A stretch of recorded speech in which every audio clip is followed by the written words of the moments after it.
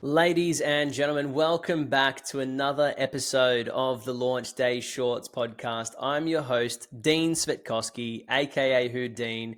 And today in studio, we have a lovely lady who I've met a handful of times in the past as well. So I can attest to the fact that she is absolutely lovely, believe me. And that is Rachel Elliot. Rachel, how are you going today? Hi, Dean. Thank you for having me on. Yeah, you're very, very welcome. Well, look, Rachel, I know a little bit about what you do, but everyone in the audience isn't going to know as much as what I do. Do you want to do a quick introduction and, just see, sorry, not see, but explain to everyone exactly it is what you do and who you are? Yeah, absolutely. So, Rachel Elliot, I owned Lansdowne Property Group. We're a buyer's agency based in the Macarthur region here in Sydney. So we source property for clients who are time Mm-hmm. poor. We actually do everything from researching the locality of the area, finding the property, doing the negotiation, and we're with the clients up until they settle and beyond. So, and we actually work with a handful of professionals that we can refer them to when they want to do building inspections, conveyancing, if they want to know if they can do modifications of the building. We have a town planner that we work with all the time. So we're virtually a one-stop shop. That's awesome. I love that. I love that. So you're, yeah, one-stop shop. Who would you say your main market is? Would it be like property investors, or are we talking about people who want to buy their own homes? What would you say that is? We do a mix of both. We've been doing a lot of downsizes at the moment, which is really interesting. When people think about downsizing, they think, oh, retirement home. Well, Mm. actually, it's not. It's actually downsizing to a home that actually suits your lifestyle at the present point in time. So, we have done a lot of first-time buyers and couples who are looking to upsize. I love that. I love that.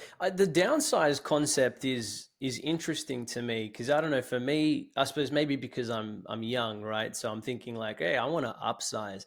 It doesn't really I don't know. It doesn't occur to me the idea of downsizing. Is downsizing something that's common in like I suppose in the upper end of the age bracket rather than the lower end, or are we seeing that people are looking at it the current cost of living and things like that, and they are looking to downsize as well in some of the younger age brackets? I mean, what's your experience there? It's normally, I would say, the age bracket would be 50 and over. Like Mm, you've raised your family, you've got a 4 bedroom or 5 bedroom house, and it's just yourself and your partner in the third child living in the house, and the mm, house no longer meets your lifestyle. So you want to be able, you're in that position where you're able to free to go and travel, but you've got this big home that still needs to be maintained. yeah. So you actually need to look at, well, if I downsize, one, I can unlock equity in my home. I can either pop that into my super or I can use that to travel with. And Mm, I've got in the industry, we actually call those homes lock and lease. They're homes you can actually lock up, travel for 6 months. It's low maintenance. So the mm. downsizing market it's quite a big area for buyers agents and real estate agents. Yeah, that's cool. That's cool. So, like, when they're downsizing, do they often sell their homes? Do they rent it out? Like, what do they normally do? No, sell and buy something smaller. Yeah, got ya. And what Okay. and what it does then, it actually frees up those bigger homes for families like yourself who want to upsize. Yeah, gotcha. Okay, I'm learning how the market goes around now, right? Which is cool.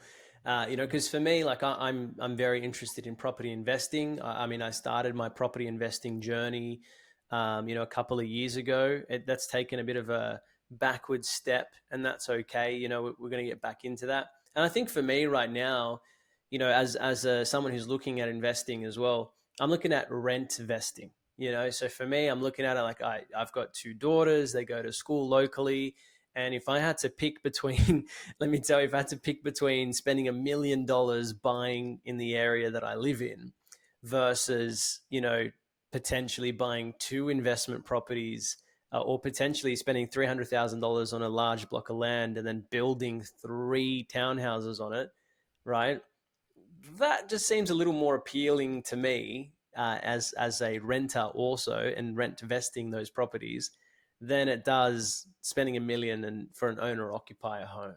You know what I mean? Absolutely. Totally agree with you. And rent vesting is becoming more and more popular, particularly in major cities where first home buyers actually can't break into the market. And as you said, Mm, the returns are better if you buy have the multiple income streams and the multiple investment properties. The Mm, only downside is if you're a first-time buyer, you're not eligible for any of the grants being an investment property, which mm, I wish the government would actually change that, mm, because the affordability for young couples in a major city to be able to buy their own home, it's not there anymore. But the ability to actually buy an investment property in another suburb or another city or in southwest Queensland, Perth, Adelaide, or wherever the location may be, they can afford to do that. mm. Yeah. Yeah. Yeah, no, I understand what you're saying. I mean, like, can't just people just go and buy a bunch of furniture? I know, I won't say who, but I know a mate that had, you know, those smart LED globes, and Mm. he, smart ass, I tell you. All he did was he went and he put in these smart LED globes, hooked it up to a Wi-Fi, right? So he put a little Wi-Fi router. It doesn't actually have to be connected to the internet, because all he did was set it to a schedule. So lights turned on in these rooms at certain times. So they even had it so that way, like, you know, lights would turn off. So, you know, this light would turn off at this time, that light would turn off at that time, this one would turn on at that time. He even had one in the middle of the night on a random day. You know, 2 a.m., the kitchen light turns on, it's on for about 10 minutes and then turns off, right? So he's gone and put this whole sophisticated setup. It took him probably maybe 10 minutes to set it up. But that was his idea of like, all right, well, the government's not going to work with me. I want the first home buyers grant. So I'm going to move my primary address on my license to here. I'm going to move in with my parents for 6 months, you know, completely, you know, in a completely different state.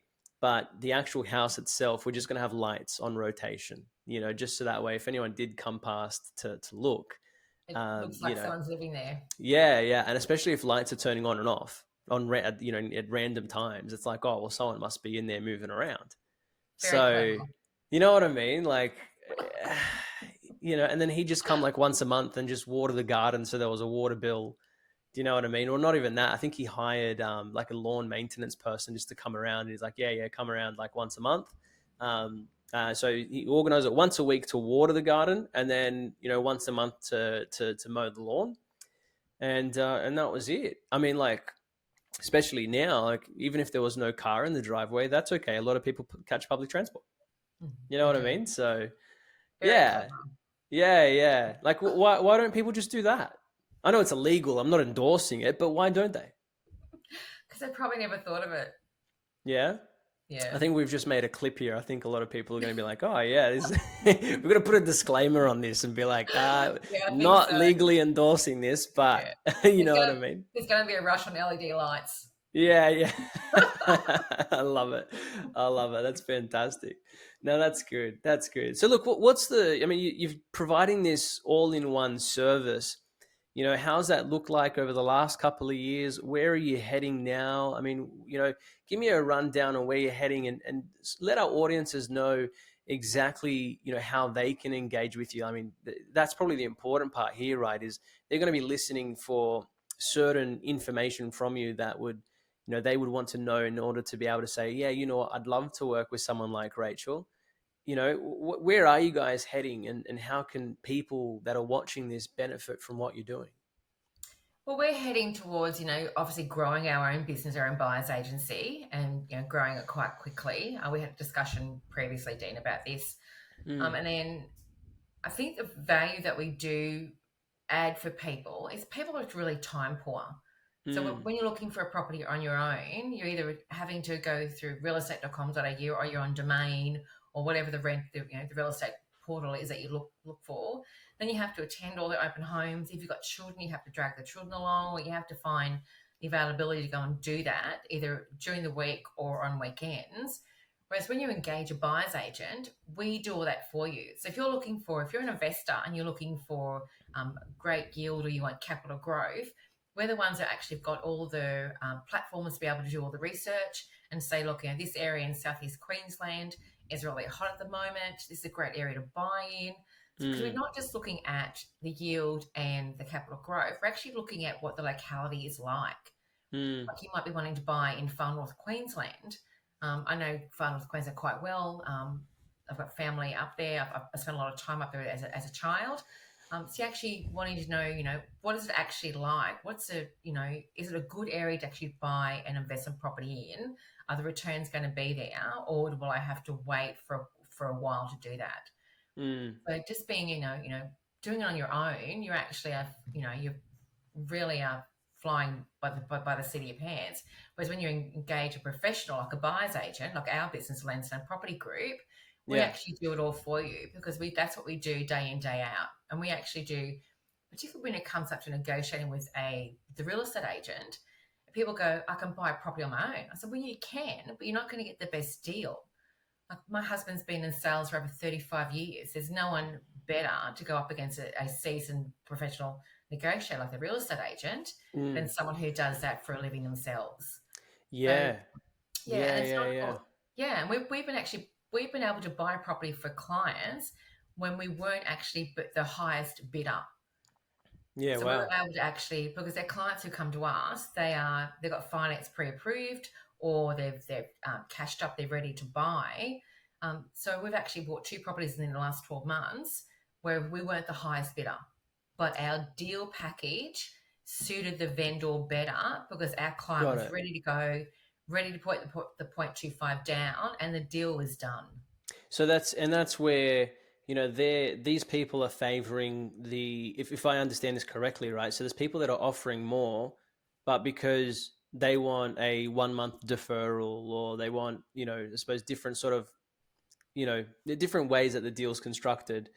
Whereas you're coming in and saying, "Hey, we've got money ready now. Look, come down by 50 grand, and we'll have it done before a month. You don't have to wait around for another month. We'll get it done now." Is that how I understand it? Yes, it's not always about paying the most. It's about how you actually package the deal. Mm. Like our clients are finance approved, they're ready to go. They can do a standard settlement. Whereas if you don't have you're on your own, like you're looking for your own property, Mm. and your finance is subject to, it's not actually fully approved, and you have to continue going back to your bank to get the finance, but that then blows out the being Oh, able that's to like 6 weeks.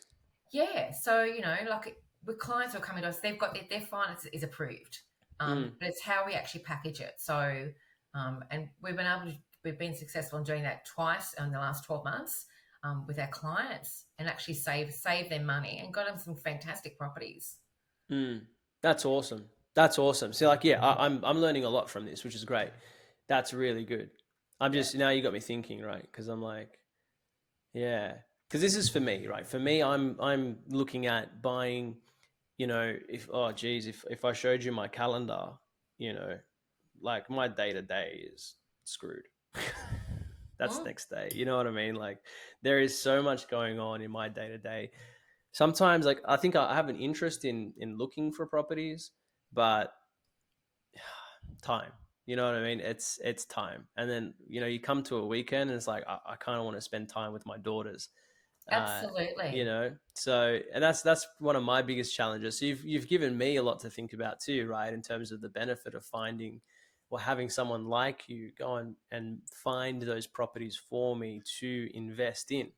Mm. Is there a method to the madness? Like, do you guys look at certain data and sort of analyze the data to figure out which properties and what areas have future capital growth? I know for me, I've done a little bit of research, but I'm very sound. So I look at, for example, Dubbo. They've just signed a contract for a lithium mine. What do we put in batteries? Lithium. And Mm. so right now, property is cheap in Dubbo, but in 5 years from now, when they start opening up the mines and hiring people to come out there for that fly in, fly out work, you're going to see that growth because number one, the people that are going to be living there have the income to support paying that. You know what I mean? So paying that rental income that you're asking for, and that could be double what it would be now, right? So I look at that, and I kind of look at those particular things, and it's a good question. Actually, I'm going to write it down because I definitely want to bring that back up. Is about the mining industry Yeah. and It's how that works. interesting you bring that up because that is actually one of the things we do look at is the infrastructure spend that both the federal, state, and local governments are going to spend in that area. If you take Coffs Harbour, for example, they're in the process of building the bypass at Coffs Harbour. Yeah. So people who would have bought in Coffs Harbour 2 or 3 years ago are going to see an increase in their capital growth, because that once that bypass is completed, you won't be having all those trucks or all that traffic going through the centre of Coffs Harbour, which was then going to make it back to being a quieter, I won't say it's a country town, because it is a country, it is a coastal city, but that will increase. So that's one of the things we actually do look at, is the infrastructure spend that's going to happen in the area that we look at. We also gain data from CoreLogic, RP data. We have a program that we use called Suburbs Finder, that gives us projections for the yield and capital growth. So there's a lot of work that we do behind the scenes before we actually present a property to a client or present a region to the client.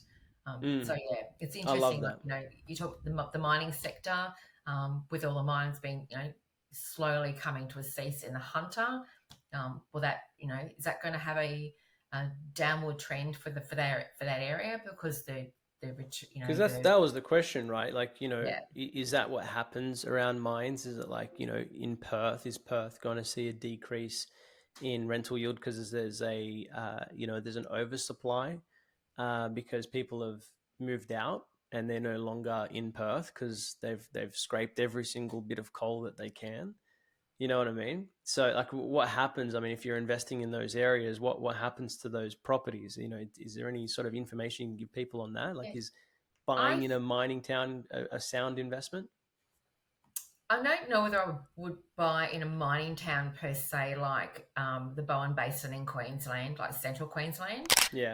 Hey, yes, I'm talking to you, and I know it looks like the interview, but it's actually not. We're taking a really quick, short break so that way you can hear me out. I really want you to hear me out here. If you are a business owner, you are building your personal brand. I mean, you could be anyone. You could be a real estate agent. You could be an astronaut, an IT professional. It really doesn't matter who you are and where you fit into the world. This interview is great for you. If you're really struggling to make content, and let's face it, right? When we get our phones out and we're like, you know, taking selfies and doing videos that way, you know, it just comes across as inauthentic. And the other side of that as well is the fact that it's just so hard to come up with ideas of what kind of content to create. And this is where our interviews absolutely bring a powerhouse and an arsenal of, you know, basically a war chest in terms of your organic content marketing that you're creating. We create the TikToks and Reels for you. Here's the thing. I've got some great news. The great news is that this interview is completely free. We boost your SEO on Google because we go and feature these videos like the one you're watching on YouTube. And not only that, but we also give you free content to post to TikTok, Instagram, Facebook, YouTube, and all the rest of it as well.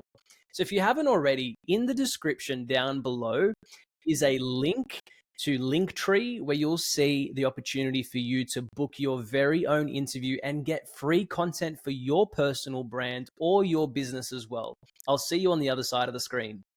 I'll give you an example. I grew up in a coal mine town called Moranbah, and a couple of years ago, their homes were went through the roof. So like $600,000 to $700,000 for a home, but then the property market crashed. So those homes are only worth a quarter of what people originally paid for. Yeah, wow. So I'm not sure whether I would actually recommend anybody to buy.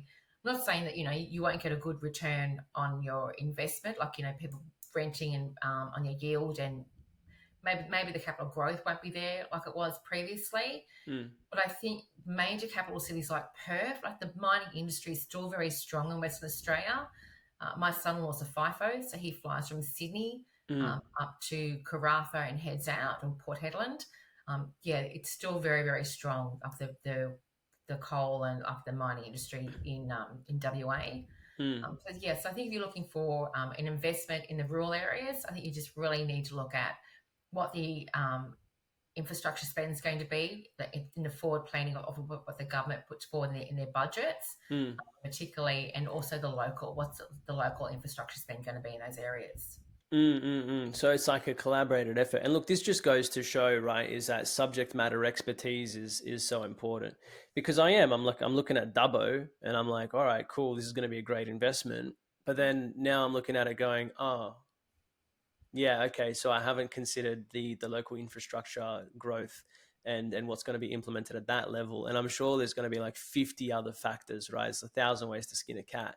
Mm. So, It's a you great know, town. I was actually born in Dubbo. oh yeah. Yes, so yeah. Wow. Yeah, Wow. so So you're a country girl through and through. yes, yeah, actually, I lived in Dubbo until I was 8. Then we moved to North Queensland, and I lived there until I was 18, and then made the move to come to Sydney. I've never left. Why? Why Sydney? Why not stay out west? Because well, I'm 54, so when I I would was never have guessed, but yeah, go on. I am. So when I was a young girl, there was very limited options in a small town for employment. So Okay. I either went away to university, which is not something that I was looking to do. I actually worked at the local Coles in the fruit and veg section. I had a full-time job there, or you Yeah. gained a job in the mines. And back in those days, it's not as common now to hire females. So Okay.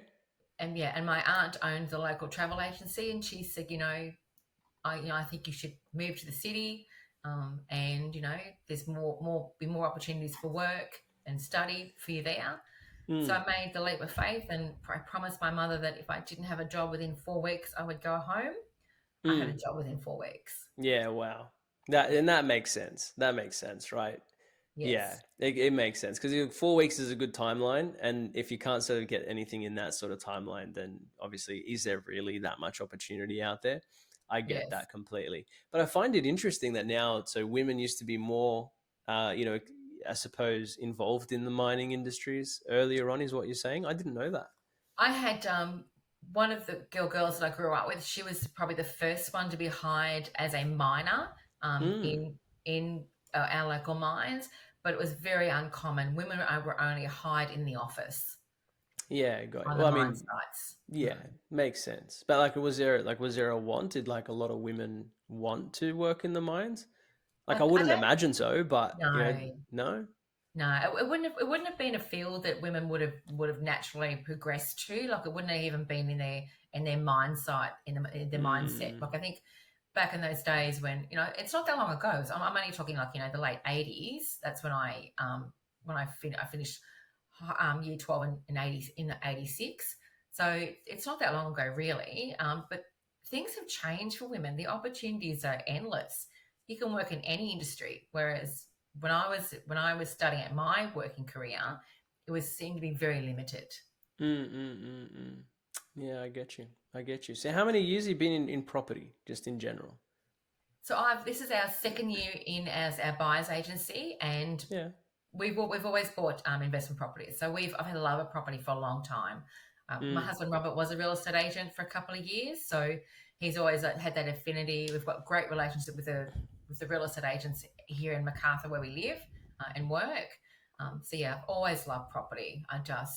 You know, I hate to say it, I used to actually be a financial planner, mm, but my love was like property. Like it was mm. never the superannuation or that was never my thing. It was like Yeah.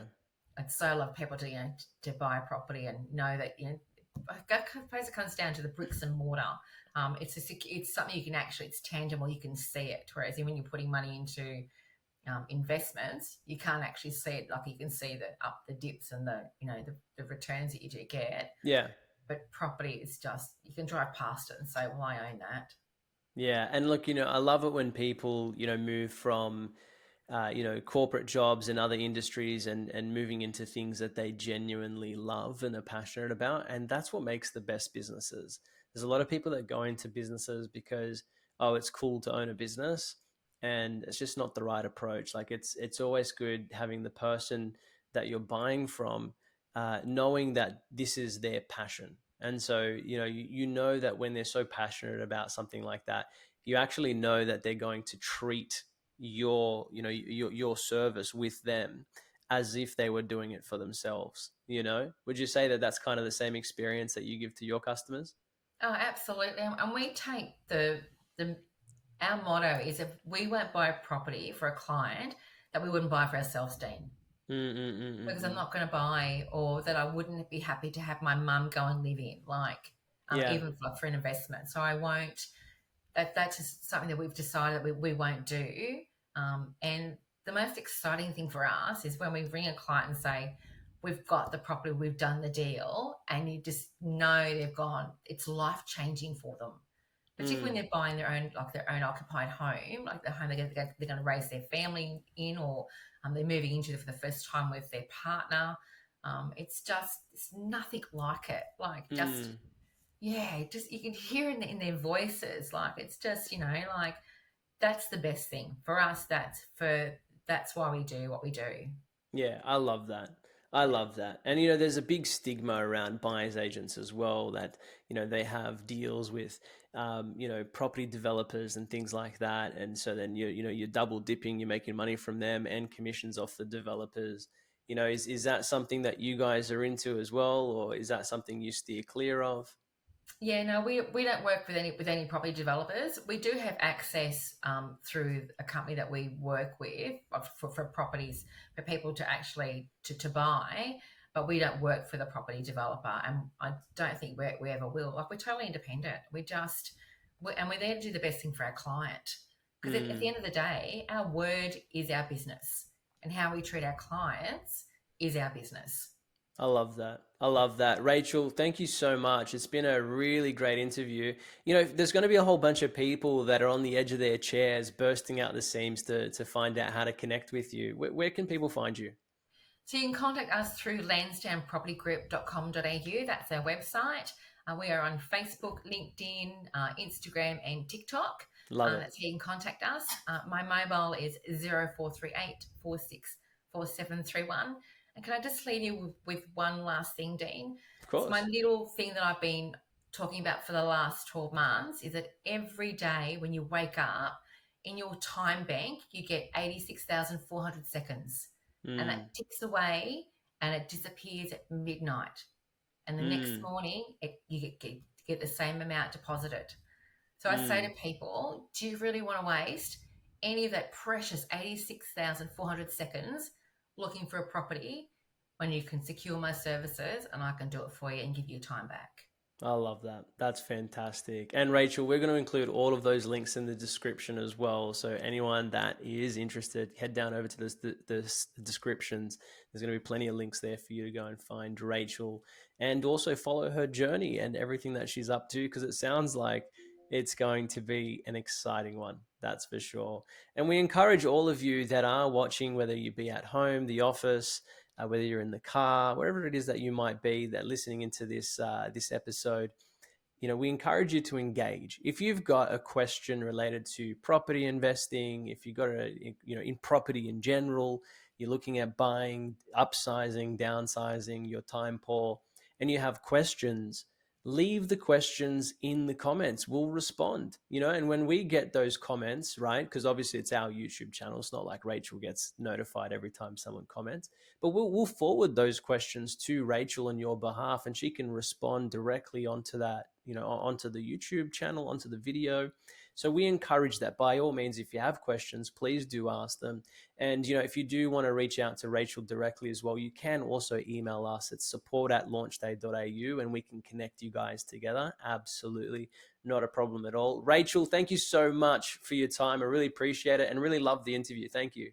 Thank you so much, Dean. I've loved it. And thank you again for having me on. You're very, very welcome. And we'll see you all on the next episode of the LaunchDay Podcast. We'll see you soon.